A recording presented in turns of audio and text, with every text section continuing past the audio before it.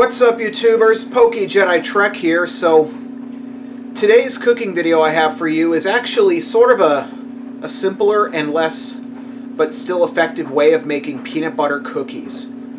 You may remember back in December 2018 when I made them. Well, today I'm going to be showing you how to make them a little more healthier, and I should also show you is that I'm also going to be experimenting a method on how to make them using peanut butter powder. You know, for those of you who've seen this stuff in stores, you know. Anyway, let's go over what we need. So to make these experimental cookies, I'm going to be showing you're going to need some 0-calorie sweetener or alternative to sugar. You also need PB Fit peanut butter powder, vanilla extract, and eggs. So let's get started. So first things first, we're going to preheat our oven to 350 degrees Fahrenheit. So now you're going to scoop a whole entire cup of peanut butter powder.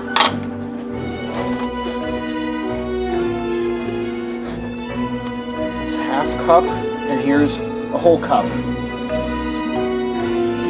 And then you're going to add half a cup of water to the PB Fit peanut butter mix as a means of ensuring that it's the proper texture of actual peanut butter.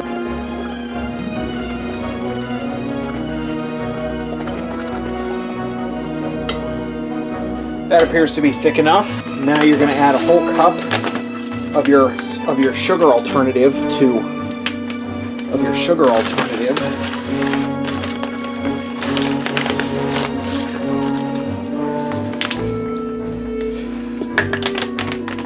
Then you're going to add a teaspoon of vanilla extract.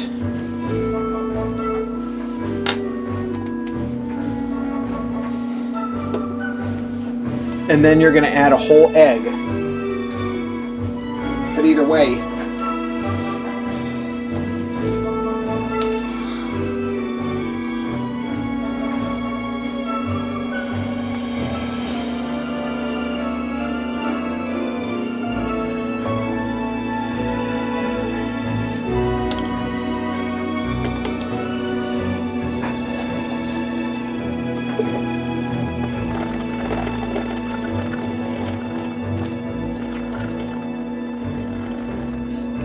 well, even though it's not thin enough to be precisely the batter we're looking for, but this next step, you're gonna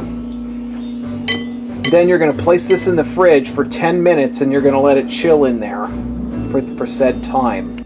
Also, I'm gonna see if it's possible to perform this type of process in an air fryer oven as well. So yeah, sometimes in these experimental methods on how to make peanut butter fit cookies, it's because I have faith that it'll work. Okay, 10 minutes have passed, and apparently it's not thick enough. Apparently I didn't add enough PB Fit powder or something, so I accidentally poured too much. I didn't mean to do that, but either way, we're gonna spread these. So either way, I'm gonna roll these into little balls.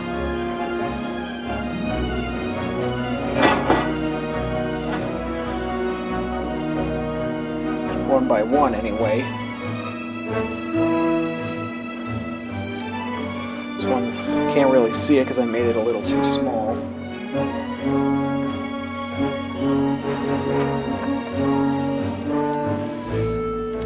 Now these are going to go in the oven, and they're going to bake for 8 minutes.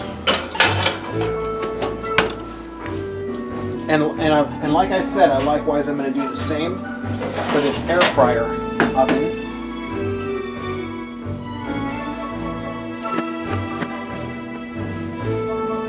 Make sure it's set to bake at 350 degrees. And then I'm going to set it for likewise 8 minutes.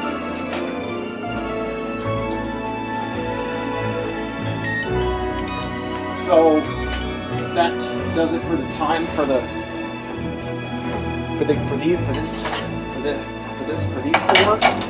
Now I'm gonna find out if they're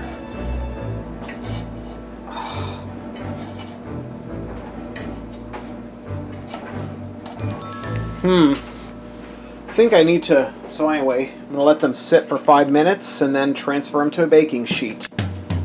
I meant to say cooling rack. I'm sorry. Alright, the air fryer ones are done. I mean, the countertop oven ones are done, I mean. But you know what I mean. I'm going to pull these out.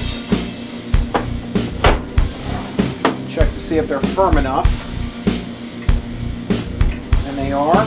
So I'm going to transfer those to a cookie sheet as well. And then I'm going to experiment. And then I'm going to do some taste testing. Alright, so I'm going to sample one of the ones that I made in the oven. Even though it's just a little ball and doesn't look like much of a cookie, but trust me. I tried to use a PB Fit peanut butter powder, but I might as well see how they turned out.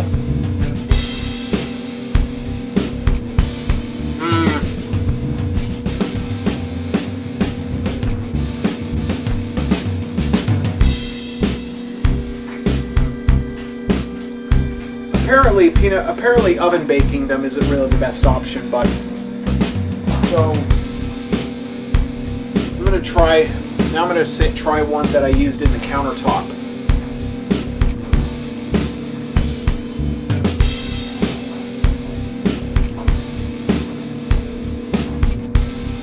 Oh wow!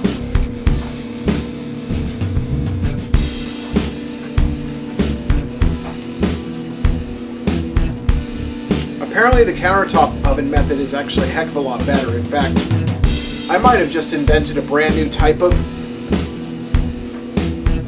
dessert. Crispy peanut butter balls. So yeah, if there are any professional people out there who are looking to consider this an accidental invention, like invented foods like cheeseburgers and nachos and stuff like that, consider this a new type of original food. Anyway, thanks for tuning in, and I hope to see you next time.